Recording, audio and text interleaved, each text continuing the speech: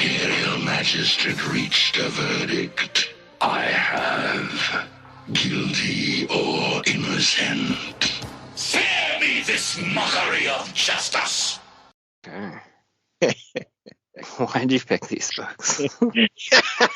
It's making oh fuck. You just want to straight up intro this, or do you want to, or you want to kick the can? Yeah, I think we need to kick the can a little bit. I think we need to talk.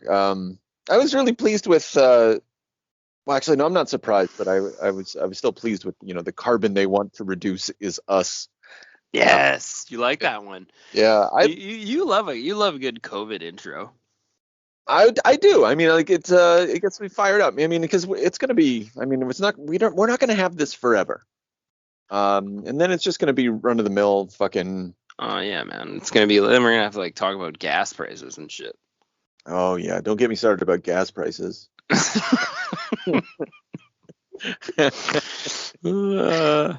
Yeah. So the carbon they want to reduce is you. Yeah. That's shocking. Yeah, I mean, it's one approach, I guess. Yeah, it just reminds me that so much of conspiracy culture is just mired in the 1970s, or even 1960s. Like they've been talking about eugenics and population reduction. They've been talking about this shit since the publications of the Club of Rome. Oh yeah, man, like the preservatives in your canned corn. They're gonna fucking put you down. Meanwhile, Grandpa lives to 103. Fuck, I don't know. Yeah, they've just been saying the same shit for so long, and then they just bring it up again. They just keep bringing it up again, like it's news, like it's a new thing to say, and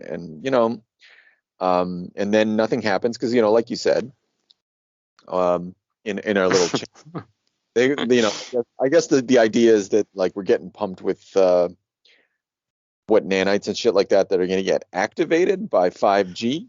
Yeah. There's a new thing going on there. Like when the 5G network turns on, it. That we're all the nanites are going to be activated in our bloodstreams, and then anybody that got vaccinated is dead, just flat out. You're dead. Fucking kid's dead. You're a sheep family. So that was what was in store for you. Jesus. Yeah. And that's, and when that doesn't happen, I swear to God, they're not going to talk.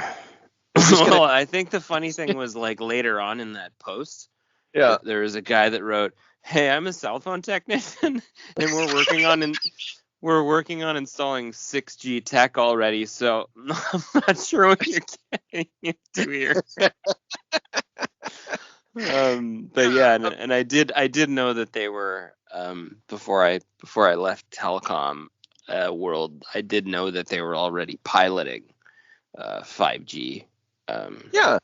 So it's not it's already active. So my team already says 5G. I've got two potential internet things that I can kick into. You're in a mega city, so it's you're gonna be first kick at the 5G life, Yeah, man. Yeah, to push out into the woodsy people a bit later. Yeah, I feel pretty good considering that I ought to be frying from the inside. It might just be that I'm being mind controlled and I don't realize it. I still have the consciousness of self. Yeah, that part of that's from whatever if you have a prescription for anything, or even if you don't have a prescription, they're just spraying it on the fresh greens that you eat, to keep you docile, whatever. They have all kinds of ways of implementing this. Chemtrails. Chemtrails. You're fucking do whatever you want. Go organic if you want. Still getting you. Doesn't matter. Yeah. They're just gonna keep you passive. Absolutely. So and so it's weird, that. Well, by the way, we're being sarcastic. I don't know if you didn't pick that up. I'm pretty sure people picked that up when I laughed hysterically at some point. I'm pretty. Well, I mean, you don't know anymore. I don't know. Yeah, it's true. I mean, we could just be shitty trolls. Yeah. I don't know, and it's just so frustrating that they're just so wrong. And they're just they insist that they're right, and then they call you stupid the whole time that you're wrong, or that you're right. Sorry. it's just like, give me something good. Like, give me a good conspiracy. Give me something that you're not immediately and overtly wrong about. Yeah. Or that you're just like, that's stupid talk. Like, that it doesn't make any sense. Like, or like, and the majority of the crap they post from, like, this one guy's posted something, I can't remember. It was a couple of weeks back, and it was from like the Alberta Press or something. And I was like, man, like, fuck, man, like, post something like from some kind of a reputable, like, journalistic site or something. Like throw me a bone here, give me anything where you pull this shit out of the fringes. Well, I guess the logic there is an easy flip flop to, oh, you want me to post something from mainstream media? They're lying to you, sheep. Oh, yeah. Okay, well, Yeah, but the first time these motherfuckers, the first time any of it, like, let's say, I don't know, a major reporter from the Globe and Mail, let's just say, like, one of them turns into vaccine denier kind of guy and joins the conspiracy side. They would jump up and down and go right in, like, just way out of their way to emphasize this guy's institutional credentials, like, and to, that's right. He's Yale educated. He's been a journalist with a major media outlet for 12 years. Fucking no, and he joined our side now. All of a sudden, the institutional credit and capital, which they shit on constantly before that, so all it really comes down to is that, like, if you say what stupid fucking garbage we're saying, then you're a hero. You're one of us, and we're gonna fucking. And we're gonna pay you money and support you for the rest of your life, so you can just be on a lecture circuit. And then otherwise, you're just a bunch of sheeple or whatever, right? And it's so frustrating. You're dead. Yeah, it's true. I'm not going to be frustrated when I'm dead, I guess. And the really, like, challenging part's going to start to be the kids getting inoculated. Oh, I know. Because I don't know, for some reason, anybody that was, like, sitting on the fence is now become, like, an anti-vaxxer, like, over my dead body. So we're gonna get some of that too. Protests and yeah, that's fine. It's sensitive with children. Like, I get it. I understood it to begin with. State intervention, state project, state coercion. Let's not kid ourselves. And now it's just against people's children. And I don't like the state. No, I don't think our politicians are doing anything good for us. But right. Yeah, there you go. But in this particular instance, they also need us to drive the capitalist ship of horror down to the money lane. Yeah. So well, you got to have a healthy workforce. You need the monkeys. So you got to keep them healthy, or relatively healthy. And it's also, funny, if you need me to if you need me to work till I'm like 65 or 70, which you do now because you fucked up everybody's pensions and shit, you're gonna need to keep my healthcare good so that I live to 90. Yeah, and it's funny how you're offering an inverse conspiracy theory to the COVID conspiracy theory. I don't think you're necessarily wrong, but it's still like okay, no, sorry, go on. Oh no, well, it's just like whereas they say that the vaccination is part of a mass death regime for the purposes of I guess making the elites rich. You're arguing, and your position's much more plausible. Don't get me wrong. That vaccinations exist not to murder everyone, but to keep everyone alive for the purposes of enriching the elites. I think one That's of them makes easier more to sense. prove. It seems a little more on the button, on the nose. It's just funny how diametrically opposed the two positions are, but like they both kind of want to say the same thing. But conspiracy theories, they just have the worst sociological analysis. They just don't know what the fuck they're talking about. And so you find yourself like sort of agreeing with them, but like you couldn't possibly agree with them because you have to you would also have to agree that Hollow Earth exists or some shit like that, Oh no, and you know where that goes. Yeah, that goes deep in the heart of fucking Nazi aliens. Lizard people every time. All the lizards. Yeah. It's So, just, it snakes there, you fork off this road here, any conspiracy stuff, it goes there. Yeah. Speaking of some books that some going there books. Yeah. All right. Hello, ladies and gentlemen. Extinction Agenda, James and James. We're going back to the well that is Mr. Mark Waid, because we haven't. Last time we talked about Mark Waid was Kingdom Come, and I think that gives us a good sense of what Waid's superhero. That's like probably his best superhero work. I feel that's safe to say, and sometimes Waid, however, goes off the beaten path and does some creator-owned stuff, which is essentially still superhero stuff, but we've never touched on it, and so I propose that we did, not having read these books, not having ever touched them or even understood the controversy which surrounds at least one of them.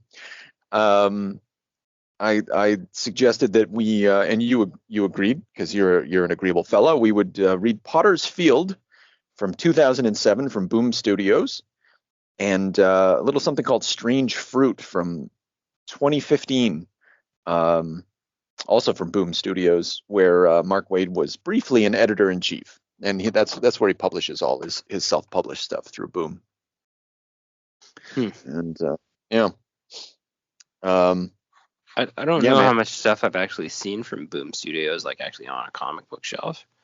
I noticed the Punishers on the cover. Nice touch. The Potter's Field? Yeah. No, just that artist that just draws that same grizzled, scarred guy with slick back hair You'd be applicable to anything.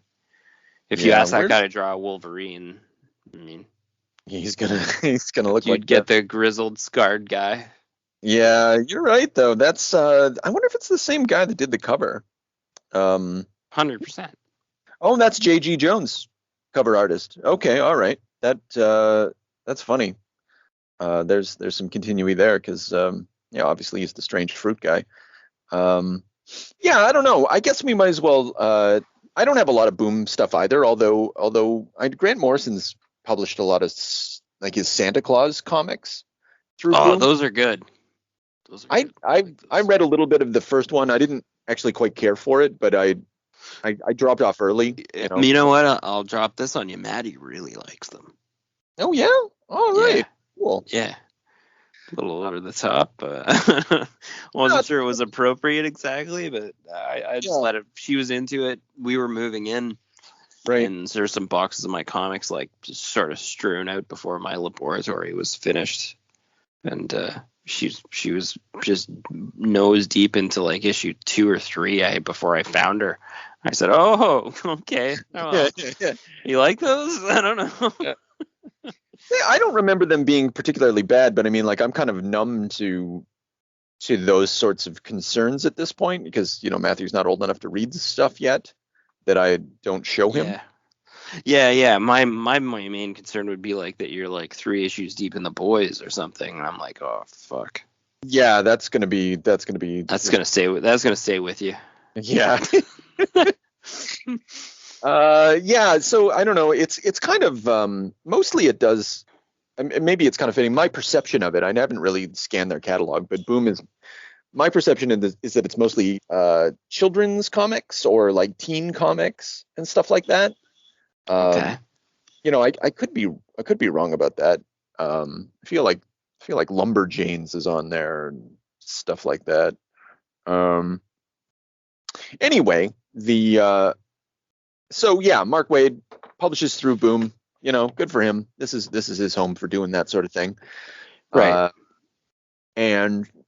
So I don't know, Potter's Field. What did you think of this thing? It's okay. I got the you get the atmosphere here. Our John Doe, the man with no name. Kind of he's kind of like a.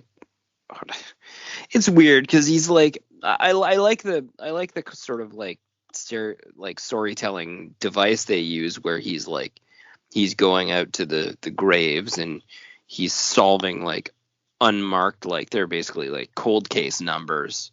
Yeah. But he's like he's kind of a gangster. He's like he's a hitman basically that's doing this. So he's over the top skilled. I guess it's like sort of Dirty Harry, or I don't know if the guy's just if you get this like feeling that he has like a weird sixth sense or he's like a psychopath. But like basically you can just drop the story off and you can just do it again, like almost like a cop show. That's exactly what the impression I got out of this was. It was very TV. It was very like person of interest. Here's your cold case. Yeah. And it was cool. It was cool though, because it was violent and the art's great. I know his movement's a bit stiff. I don't know if you probably felt that like the action's stiff. Yeah, apparently it's one of his first works. I think he kind of really. Yeah, I think he I didn't double check on that, but it feels like I think that's the case. I think that he's coming out of the gate strong with Mark Waid on this one. Well, I don't know. I think he nailed it because the tone's great. I didn't read. I feel sad about who the colorist is. Oh, okay. I'll look that up while you're talking. Hang on, I can find that. Nick Filardi. Anyway, he's a beautician. Great color, great tone. Dark city, black city. Everything's like filtered, or you're looking at it through like a grimy lens. I don't know. I think it's cool. I think it's a cool protagonist. I got caught off guard. I think it was. Hang on, let me just look quick. It was in chapter 3. Right. No, but it was before chapter 3. Sorry, chapter 2, where he got like mowed down almost. Oh, by the gangster guy? Yeah, he got. Is that the one where he actually got shot? Like through the desk, like so he goes to that. Yeah. I was just he was in like that strip bar or whatever. He's just like that guy just shoots him from under the desk. Now I gotta buy a fucking new desk. But I was just like, I was sort of stunned because he was kind of humanized at that point. Because he was basically invincible prior to that. That's true. It is the first moment where the anyone seems to get the drop on him at all. And Waid, actually, I just wanted to, the scene before that, like 2 pages before that, same, I guess it's Calder, the guy's name. He's doing blow off that hooker's ass. Yeah, that's awesome. And it's because it's Mark Waid that it makes me like. It feels like he does it very well. Actually, this isn't bad, and it kind of it makes me think a little bit different about Mark Waid. But on the one hand, it just feels like he's putting on a costume and I know he's a writer, right? And it sounds stupid to say, but it sounds like he's pretending to be able to write like this. Okay. Wrote like this, right? No, like it's fine. It goes off well. It just like something about just the fact that I know that it's Mark Waid kind of makes me kind of look at it more closely and like, is this authentic or something? And I'm like, I guess it is. He. The bad guy feels like a super villain a little bit out of kind of like a Pulp Fiction movie. Mm-hmm. In that scene, and I know what you mean. Like, it's like that's what maybe he would like fantasize. Or what's that show with the meth dealers? Bryan Cranston. Yeah. Breaking Bad. I don't know. It just seems like a scenario that would happen in Breaking Bad or something. And it's like I know what you mean. There's like something inauthentic about it where it's just like, Mark, you this is what you fantasize a owner of a strip bar is like under all circumstances, right? So I said, and again, I know it's not fair, but I just think about like Greg Rucka did the intro to this, and he's pretty good at the crime fiction and stuff like that. And I think about how Brian Azzarello would have handled this, and it's just kind of I don't know. I don't, okay, so that's just my own hangups. I think about a book like this being made by Mark Waid. Generally speaking, this is pretty good. This is pulp. I think you're right to point to it as a pulp fiction. It's, he's very much, I was reminded of Batman, but it's not Batman, it's Batman in the sense he has a bunch of sidekicks. And yeah, it almost feels a little bit like a year one sort of deal. I mean, yeah, but but it's not like he's the detective. He's he's well within a particular genre of its own. But I think the fact, and you're right, he's too skilled. The way he's never really at a disadvantage. Until he just gets punked. So first he gets shot by the strip bar guy. Then like the entire fucking mafiosa gets him and starts having him dig his own grave. Like it is pretty cliche. I don't know. Yeah. But it's good that happened though. But it also feels, you're right. It feels a little strange that he was so badly cornered. And yeah, unless he's a boob, but then he's not a boob because he commits like fucking shovel murder ×2, and it's pretty epic. And then you're like, okay, like the guy is like a secret fucking agent basically, but then how did he end up like such a titty in the grave? I think it comes down to the choice of, and this gets this is the writer. So we've got this character who's like a stone cold killer. He's got his eye on the ball. He knows what's going on. He knows the score the whole fucking time. And then he's just trudging along on Potter's Field. And he sees like a present and he gets curious and goes to open it. That doesn't feel like, looking at it now, I'm like, that's a dumb choice. Like, that's not a choice this character would make. This character would look around maybe and scope the place out, maybe like actually leave or run away. It's just not careful action. No, because they could have like a glass bomb in it, and then two guys could just come and like lead pipe you after. Yeah, and then how did they get so close all of a sudden? Just like a bunch of ninjas. All of a sudden they're behind him, throwing a shovel at him. It's a cool scene. It's a cool scene, but it doesn't actually make any sense if you just stop and think about it for a couple seconds. It works though. Like, I think Mark Waid's skill is that he can, he kind of sells a moment like that.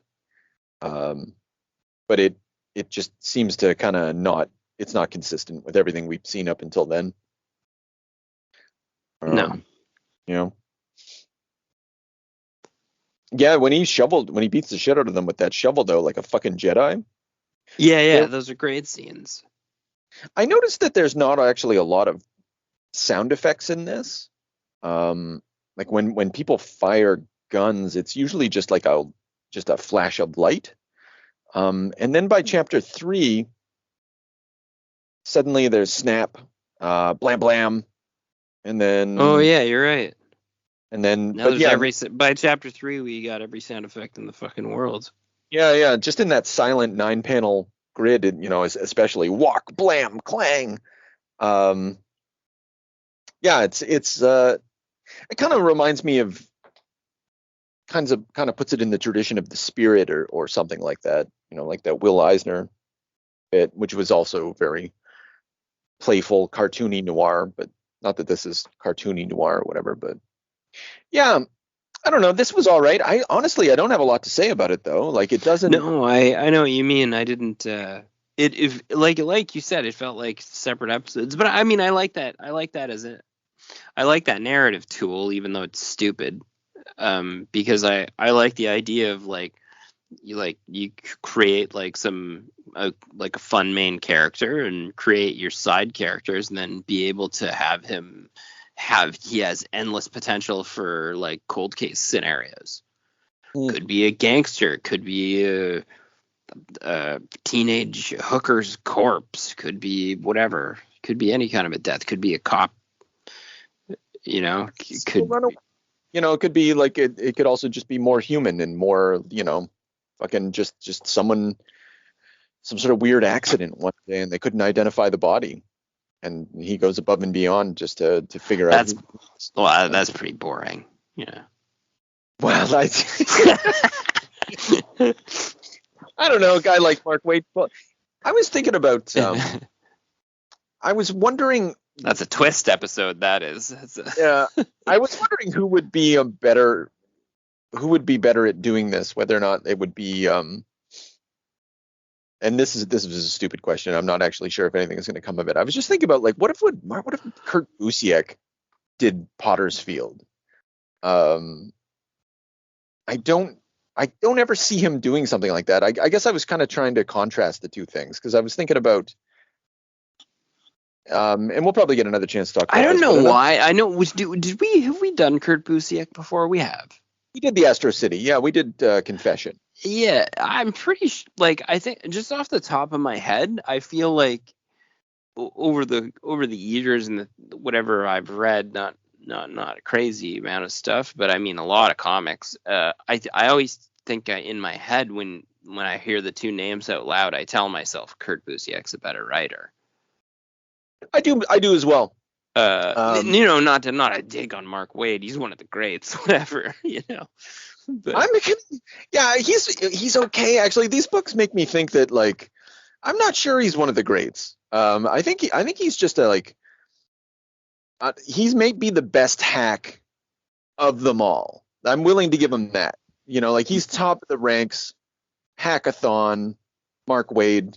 Because he's a company man through and through, and like this Potter's book, it's kind of dull. It's kind of, there's some intelligence behind it. Sure, it's maybe just we're looking for some like mid-grade sales, and then if I need to, I can continue to tell this story because of my dumb narrative trick. Yeah, I've got a, and the art's pretty good, and the story's like, maybe some people will be into it, but trying to get a Tom Clancy thing going or something. But yeah, I know what you mean. He's sort of like this was service work. This was it's very good, and like as far as that goes, like it's a good procedural drama, but it actually, I'm gonna get rid of the word drama though, because like I didn't feel anything for anyone. No, even the main character, I have no. Yeah, and I just wonder if Kurt would have. Well, one I would say that Kurt would never do this, because that's just not the sort of, like, he lives in a magical world where everything is, I don't know, so it has a sort of poetic or mythological intensity to it. And I just don't see him easily going into this realm. I don't know if it turns his crank. But yeah, we would have some characters that we would actually care about. I feel by issue 2 might be some emotional investment. Hard to say though. Real hard to say. Yeah. So I don't know. Potter's Field. I can't recommend it. I don't recommend it. Yeah, I wouldn't. Yeah. I wouldn't go so far as to say it was bad though. Like I don't know that I'd still give it like probably a 5 out of 10. I've read way worse stuff than this, but I just definitely don't spend money on it. Yeah. That's pretty sad. That's a mean review, but I just mean really like you. I think an old like. I remember we were perusing the local Buck stores and picking up some old DC Suicide Squad and Crisis on Multiple Earths. Like this old 80s shit's better than this. It is. The Crisis on Multiple Earths thing, that's I don't know if you perused those. There's some really sweet Denny O'Neil JLA stories in there where like this cosmic entity, literally called Aquarius, attacks the JLA, or I guess the JLA of Earth 2 first, and then the JLA or the JSA of Earth 2, and then the JLA of Earth 1 have to defend them. And I don't know. Anyway. It sounds fantastic. Yeah, it sounds like you're immediately like, that sounds interesting. Whereas Potter's Field is just like, he solves cold cases. Well, fuck, I don't know, who doesn't? Show me somebody who doesn't solve a cold case. I don't know if this is like just like a weird perv thing, but like, I mean, I'd prefer that he was like in tights, being weird. I think so. Especially if Mark Waid's doing it. Like, that's it. I feel him straining against like trying to escape genre convention, because he's the superhero guy, like I would have liked to read like 3 volumes of this, and then volume 4 have like some silent opening where the guy's just like putting on this like homemade fucking pervert Deadpool suit or something. Oh, just finally like he's just like, that's it, I'm powering up, you know? Yeah. Maybe in a better world. I don't know. I just it's the throw whole me thing. a bone, Mark. You know. Yeah, I think my ultimate criticism is just like this book didn't really need to exist. It doesn't solve a problem. It doesn't do anything new. And some people will say like, you know, maybe that's too much to ask. But you know what? I'm asking it anyway. Because you know, if you're going to put something out in the world, and some people just like a good mystery yarn, right? I can see a lot of people picking this up and just enjoying it, you know, as a genre exercise. But I don't know. I kind of hoped that Mark would be better than that, and I'm seeing now that he's not. He's just genuinely not. And he sort of excels at the superhero story, and that's fine. But except, I guess you're gonna lead into it. Yeah, but except for maybe Strange Fruit, which is what an interesting specimen. So yeah, this is what we're going to be 2 white guys talking about a comic. What did I say? 2 white guys talking about a comic book created by 2 white guys about a giant black alien from outer space coming to the Mississippi of 1927. I noticed when we took it out that there's also, I was recommended Strange Fruit 2. What, they came back to do more uncelebrated even narratives from Black history. No, it's like a novel. Oh, I see. I don't know how they backpacked off of this or why they would. I don't know. That's anyway. We can put that aside for now. So this is J.G. Jones. Apparently, this is J.G. Jones's idea, the illustrator, and he came to Mark Waid and kind of try to sort of sold him on writing this story with him. And yeah, no, it's a strange one. Like it's what, you know, when I think of Mark Waid, I definitely don't think of a story like this. Where, you know, no, and like I was caught off guard by this. This is like it's interesting. It's in like plantation, I guess, times. And, it's post that, you know, by 1927, you know, like, slavery had been abolished, but segregation certainly had not been. Oh, yeah, and I guess depending on where you were from, as they made their little jab with the guy, the engineer that gets sent to talk to them or whatever is from New York, right? So obviously things have modernized north of here, Mississippi. Yeah, I guess that's the impression they'll get, that you're sort of meant to get, so the engineer sent from Washington is a black fella, McCoy, and yeah, you know, he's showed up because the town's about to get flooded. There's this is a historical story about a town. Did I even write it down? Chattersville, something like that.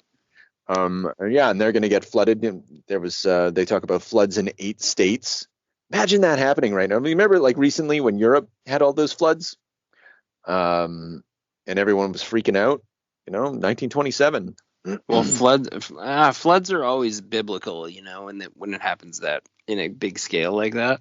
It's true. It's very, yeah. Biblical is a good word for it. I think that's people get freaked out, man. They're like, oh no.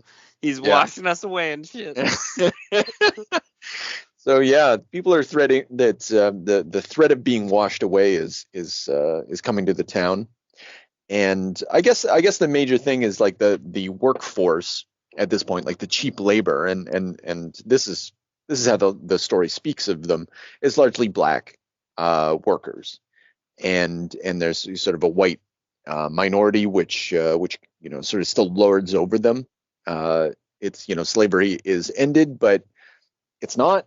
And, you know, all the racial politics that go with that. And there's the Klan and shit like that. And Yeah, and those are your police force sitting on their hands and sort of letting the Klan implement their own justice. Yeah. So you got all that stuff going on, and then a spaceman lands. Oh yeah.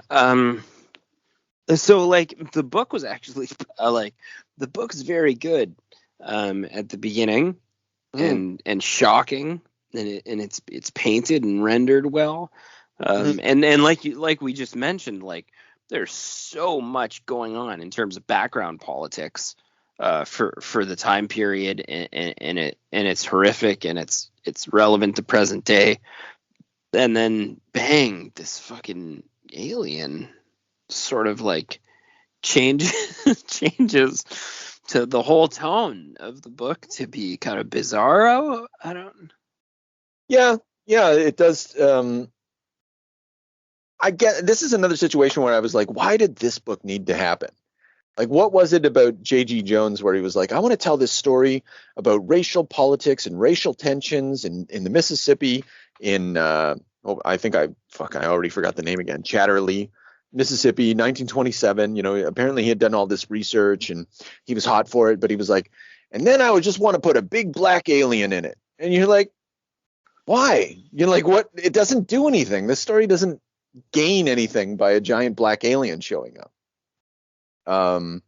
It kind of wants to act as if it's important, and that it somehow at the end, actually, I see what maybe they were trying to do, but I think they could have done it without a giant black alien.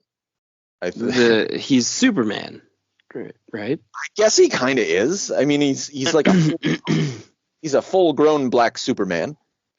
And then the Southern Cross towel. I don't know what they were going for there. Well, he shows up super nude, so he shows up immediately nude. Yeah, and it's not like. I was just going to say it's not like Superman in the sense that like a baby arrived and he was raised by Ma and Pa Kent or something like that. He's just like he's just like this thing, you know, and he just happens gigantic adult nonverbal Superman. Yeah, and he just immediately he picks up after he runs off these ridiculous Klansmen goofballs by hurtling a gigantic tree at them. Which also, like, sorry if that hit if a gigantic Superman threw a full-size tree at a bunch of 6-year-old racist guys in Klans costumes, at least 2 out of 3 would die from injuries or a heart attack, by the way. I don't know how they all got away. And actually, I find the action on that page really weird I can't tell what happened, actually. Like, it's drawn, there's the black guy, and his legs are covering his dick, so they really go out of their way to not show any dick in this story. Getting back to our conversation about Batman. And, may as well have. Exactly. No, like they're dropping the N-bomb left and right. He's a nude black man. You're gonna have a nude black man. Have a nude black man. But here's sorry. I don't want to. I imagine they got together and they were very pleased with the idea of rubbing the Southern Cross on his crotch. You know. I think. Well, it is confrontational. It's super confrontational, and I was kind of thinking of it in the tradition of martial law. The comic martial law, where superheroes are understood to be fascist, and so martial law dresses up like a fucking fetishized fascist dominatrix kind of figure, and so here the giant naked black man puts on he wears the southern. Is that what we call this thing? The Southern Cross? I don't know. The star. Oh yeah, okay, yeah, it's a cross. That makes sense. It's the Deep South racist the South will rise again flag, right? Yeah. I was reading reactions on the internet to this book, and many in the black community took issue with this. Oh no! Yeah, I can imagine. Well, no, it was. You know what it is? It's the thing is, like, he's a giant black man who is mute, and he's named after having a dick. Like he's called Johnson. We don't want Johnson hanging out, so they call him Johnson throughout the whole fucking story. And so it's basically about a black dick. And you're just like, Jesus Christ, guys. Like, I don't know what you're thinking. I do not know what Mark Waid was thinking when he wrote. I think, though I can't put myself in any position, but I would imagine that were I part of the black community, I would not want. I just feel like a story like this is not well represented from two white guys writing it. Yeah. Mark Waid of all people. I don't know. And you're not like artfully or craftily retelling maybe like a classic story that's already been, positioned by someone in the black community. You're just going out like wild on your own, Yeah, I think there's good intent behind it. Yeah, I was just going to say the same thing. Their heart's in the right place. Like, I don't think this book is. I'm not calling Mark Waid a racist. I'm not, J.G. Jones certainly not. That's totally inappropriate. It's just like, I don't know. It's kind of like not. Did they talk to anyone who was black when they were working on this? Like, I guess maybe that's it. It's just like, did you check to see whether or not you were just like sort of accidentally recreating stereotypes? And because like this black Superman character, like people they commented, like he doesn't really have any agency, doesn't really like have any goals or needs or desires of his own. He just kind of, and he's kind of works to save people, but why isn't sort of clear, other than the fact that he was sort of tortured in the past by the space empire. Is I guess what you're led to believe. I don't know. He's just kind of like he's this thing that's happening. He might as well be a force of nature, like the floods that are coming. But I'm not. That doesn't do anything. I don't know what the point of. No, it's his buddy is the one that that sort of like has the agenda and the voice, right? I guess that's true. Yeah, Sonny. Okay, that's fair. Like he. Yeah, Sonny, this guy they beat up in the jail cell. Yeah, and then when he speaks to, so the guy from Washington. One of the things I like about this book, I'll say that, is that and I don't like. Sorry, I should rephrase how I put this. One of the things that could be that ought to be respected about this book, whatever its depiction of black individuals, is that it has the balls, I would say, to show that it like to talk about America in terms. No one actually cares about black people in this story. No white people care about black people in this story. They just care about cheap labor. And even when the lady who owns the plant, the farm, she's shown to be kind to black people, but even she still, it's just about cheap labor to her and the senator and everybody else. It still has a bottom line, like, for her. Yeah. Right? She still even like treats Sonny like an object when it comes down to putting her back against a wall, right? Yeah. I think I know what you're talking about when she like talks to him at the farm and stuff like that. I think she gives him some clothes and helps him get out of there or something like that. But either way, it's no, okay, yeah, you're right. I know you since you're a hard worker, but you are vexation and a worry, and I do not appreciate you stirring up other workers here into a lather. See, yeah, that's it. That's exactly it. And then you're just back down to like you're similar to the other people. You're like, well, you're a little kinder to your labor. Mm-hmm. That's all. Like you're still not breaking the mold. Like these are human beings like living their own lives, and that's still not processing with any of the white characters, right? Yeah, so that's legit, and that comes through very well in this story. I think so. Yeah. So that's that's good. I mean, like it's just a good depiction. It's honest. I feel.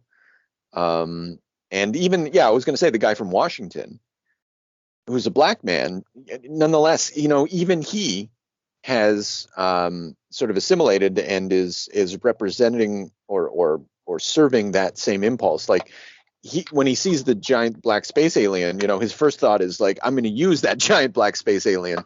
And in order to use that giant black space alien, or the reason I will do that is to manipulate the cheap labor for the purposes of Washington's agenda, to save the town or whatever. Right, right. So everyone's, it's all about economics at its heart. But again, I just like the giant black alien just isn't required for all of that. It doesn't, I don't know. I keep saying it, but it just doesn't bring anything to that scenario and like bring it to another level. It's just maybe like, no, and I mean like the whole story, like the good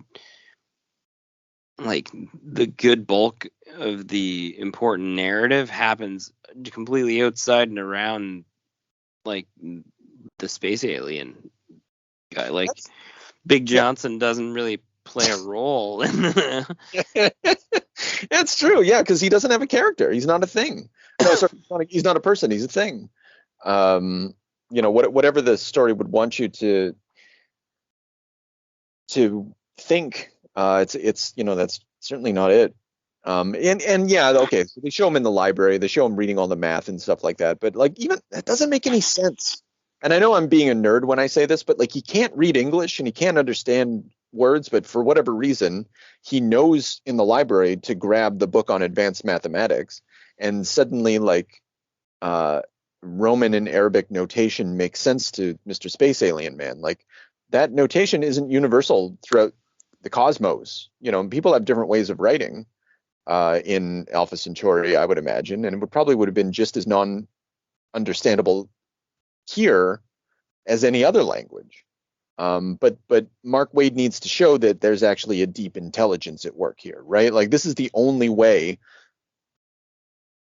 to demonstrate that this character is somehow advanced and not actually an animal, because that's all. Well, no, I mean you could have him you had him sit in the library for X hours reading all those books, so he could have walked out of there and started processing language, and you could have given him some lines. Yeah, actually, that would have showed intelligence, and then you would have him actually be involved in the narrative. But, yeah. So a couple, it's a strange choice, and I think the story is worse for it. I think it kind of like, I don't know if that would have been the best way to do it, because again, why does he walk into the library? I don't know. I thought that's where it was headed, and then it didn't head that direction. But like it didn't. It's not like something great happened. Like it's almost like he didn't make that choice for some reason. Mm-hmm. And maybe it would have been cliche to make that choice, but it didn't do a service him to not do it either. So it's weird. Yeah. He feels like he's kind of in a rock and like he's given himself a story that it's kind of a rock and a hard place. And it's only a rock and a hard place because the ultimate choice was to have a giant black space alien. It's just like you could have. Well, like you said too, though, he was also stereotypically like portrayed, like he was nonverbal, like he was just this big giant monster. Physically advanced, whereas the guy from Washington, although a black man, like he's sort of like your chubby, someone called him like a Cedric the Entertainer kind of black man. And, whereas the giant space alien, like he's exactly what society, like he's a pro athlete, although he's like 8 feet tall or whatever. But I mean, maybe that's why I'm thinking of pro athletes, like maybe like the huge like basketball player meets football player meets bodybuilder kind of body. Right. But that's kind of all he is, and what the funniest comment was, So, how does this guy die at the end? He dies of drowning. And some people were commenting on how that's, and I don't think that's fair because it shows him swimming earlier, but there's the idea that black people can't swim. Some people, they were like, that's kind of tone deaf. But I could see that they were kind of trying to be like poetic in that moment. But yeah, and I think that there's that also that message that like, oh, that this was an event that happened, and the reason that it's not told correctly in history is because it was a black man that saves everybody, right? Yeah, I think, and I know that's what the end game was going for, I guess, but yeah, but again, you don't need a giant black space alien for that, because the giant black space alien is meant to represent black labor, in this story, and and it gets swept away and forgotten. And the hero, they use images, I like actual photographs apparently of the floods, where it's revealed that, okay, so throughout the story, there's this senator, but he's not named, and it's revealed, I gather, that it's Senator, like Herbert Hoover, who's going to be president of the United States one day, and who built the Hoover Dam, or I assume that's funny. I actually don't know if that's the case, but yeah, you got me there too. Yeah, I assume that he had something to do with building the Hoover Dam. Could be wrong, but either way, it says explicitly, what does it say? And citizens eager to put behind them every last memory of the tragedy that has fallen upon them.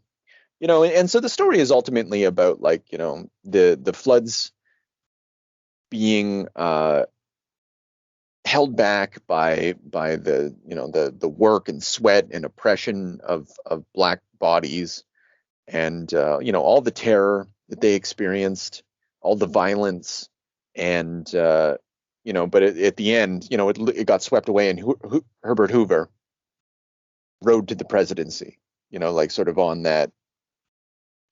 I guess that's kind of the story they're trying to say. It literally gets kind of whitewashed. And yeah, fine. I'll buy that. That's a good story to tell.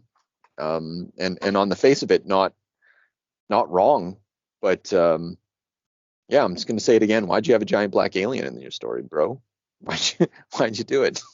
Yeah, I mean, like, wait, this is maybe this is like almost opposite world of the example I made with the Lanter's Fields. Why didn't he just throw a superhero in this story? Right? Yeah. So, like, I mean, in this case, he did, and that also didn't work. So yeah. I don't know. And I don't know that I would have preferred this story if he removed the superhero or not. I just think he could have done it so much better. Like, I think, we've already kind of pointed to two ways in which this story could have been improved by, giving the black space alien, he doesn't even have a name other than being a dick. And you're like, yeah, have him have a name, have him have a backstory, have him give us something to latch on to. I don't know. I mean, maybe that's from a guy like Mark Waid, who's done superheroes every kind. Actually, I was looking at his bibliography. Holy fuck! And I think this cemented my idea that he was the super hack, because he's written a lot.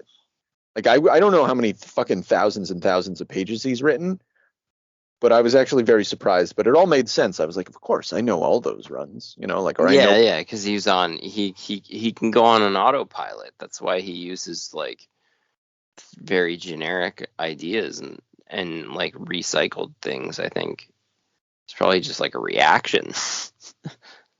Yeah, maybe that's not fair. That's a bit mean. That's mean. I think that's a bit mean to poor old Mark Waid. He does wring a lot of heart from, remember, his original Captain America run. That was good. His Flash run had a lot of strength. His Fantastic Four run, really great. Superman Birthright, that's good.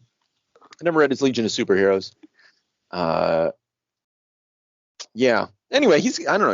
He's got some stuff, but it's just very standard superhero stuff. Like, this is the guy, he just cares too much about Marvel and DC. And so, like, when you give him a scenario like this and you put a character, like that he can just like it's his chance to like have an actual character, and he can't do it. It's like he has stage fright. He's like, I don't know what to make him say. I'll just say he'll be mute. Like, okay, that's a choice. Well, the funny thing was that, like, they had a guy like towing the line for the narrative. It was Sonny. So why couldn't the alien be Sonny? Or vice versa, why did Sonny need the alien? Could have just been his friend, Big Johnson. Big Johnson. He lives up the farm. He doesn't speak much. Yeah, I guess if you're gonna have a character like that, they're blaming him for stealing that kid. Now we're writing the Green Mile again. Oh yeah, maybe that's it, right?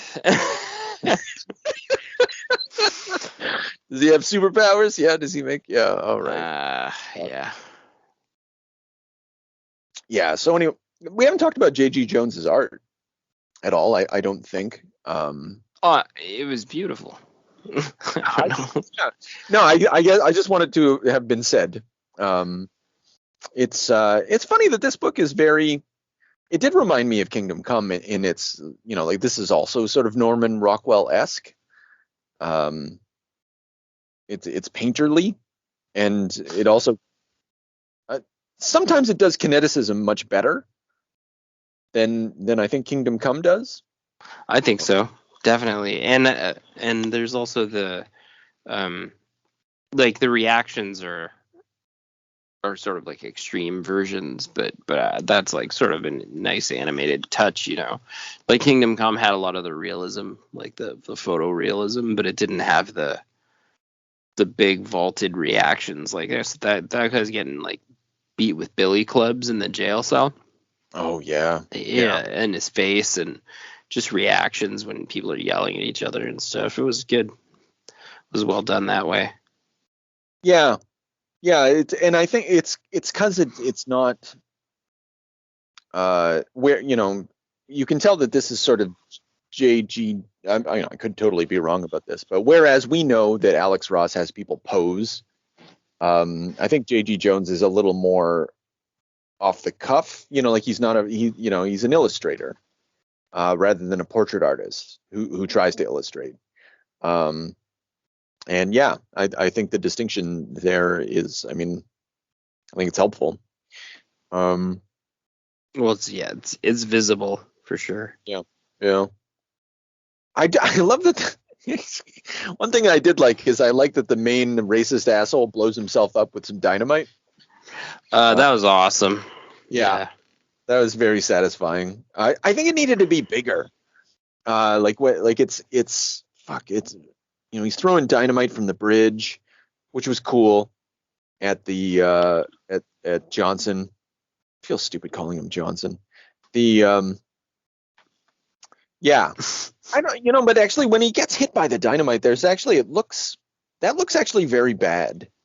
If you just kind of look at the panel, it's all sound effects trying to sell that. The kineticism of it, I think it needed to be much bigger. I think that's a flaw in the script, because it's like a 1, 2, 3, 4, 5 panel page. Panel 2 is the explosion of the dynamite, and it just kind of comes off as small. Yeah, I know what you mean. Like, you should have been like, oh shit, and turned to like a full page. Bang! Yeah, something HUD floating in the air. Yeah. Yeah. So I kind of want to like this story. Like we already said, the heart's in the right place, and I don't want to. I think it's more funny or anything that it just kind of perpetuates stereotypes than it is like that to my mind is not the reason not to dislike this book as you know, and I don't know, maybe someone's gonna really dislike me for saying that. The reason I most, like if I'm gonna give this shitty marks, it's just because like I don't understand why it exists. Like they're the giant black alien. I've said it a million times. It serves no good purpose to the story. It didn't need to happen, and so I'm kind of just left wondering like, why'd you do this story? Yeah, I get it. I think like you say, when you say like the heart's in the right place, it's just like it's like, it was a, yeah, maybe you're right.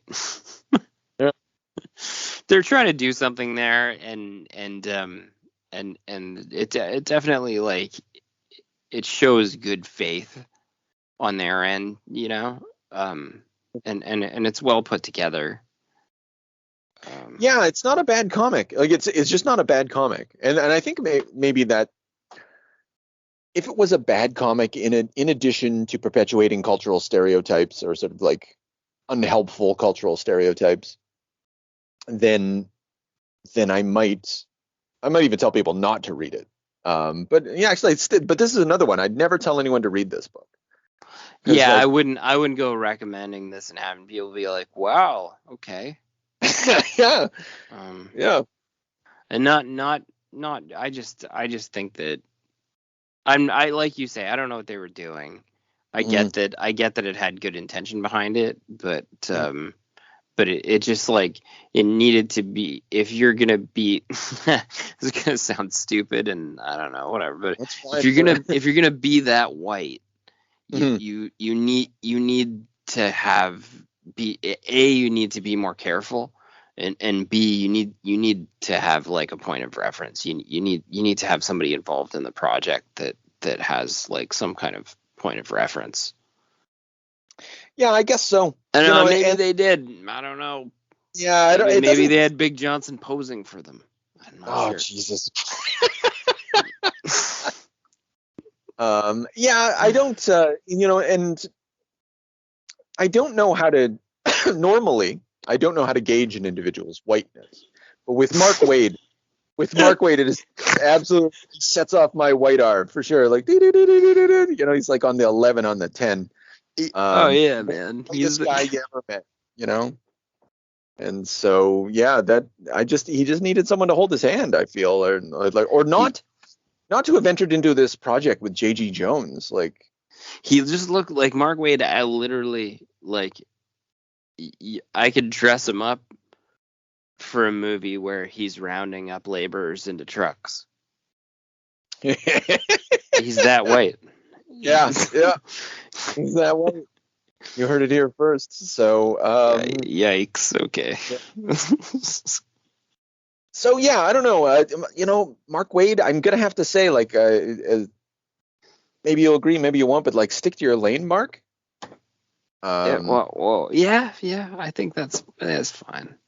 Yeah, like I don't think these are like, yeah, they're not particularly damaging, or they're not particularly, but they also don't. I was thinking of or give me something, give me an up and coming. I know it was the artist that came up with it, but maybe he should have approached an up and coming black writer. Yes. And delivered his beautiful painting work.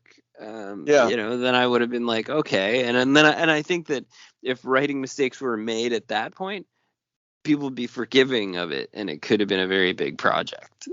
It might have been. Yeah, but I think, yeah, like looking at the internet reaction, the fact that especially that it was Mark Waid. There's a lot of talented people involved, but it seems like a missed opportunity. Like Mark Waid could have maybe done some producing or something, or I don't know. Co-wrote. Anything, punch man. Up, dialogue punch up. Actually, it would be good in your third act. Do this and that. That was another thing about this story. Like, it stunk of, and this is when, I saw the hack at work in this story, where like at the end of every issue, was like the switch, you know, and it's a good thing to do. Don't get me wrong when you're writing serialized comics, but it's also something that like someone who writes serialized comics will master. But someone who only writes serialized comics will master. And yeah, it was like end of issue 1. You had like, you know, Johnson in the robe, right? End of issue 2, I think the fucking the levee's gonna break or something like that. End of issue 3, levee breaks, child goes missing. Issue 4, climax. You know, and I'm kind of faulting this book for having a good plot structure, but I just feel that it's like A, B, C, D, you know, and there's no fucking twists anywhere. Just like too cookie cutter. Yeah, just by the numbers. And that was hilariously our complaint about the previous book. It's just that it was a generic. It was a TV cop story. Yeah. But I think that's Mark Waid all over. Like, I don't think he's not one of the greats. I've come to that conclusion. You know, going through the stuff, like he kind of manages to squeeze a little heart out of some superhero properties. Yeah. Which is a hard thing to do, you know, and he's a continuity whiz and stuff like that. And he plays the sort of Grant Morrison-y game. Yeah, he's the guy that wrote Seinfeld, not Steven Spielberg. A lot of people are going to take issue with that statement, but that's a weird statement. Like Larry David, he's not Spielberg. Anyway,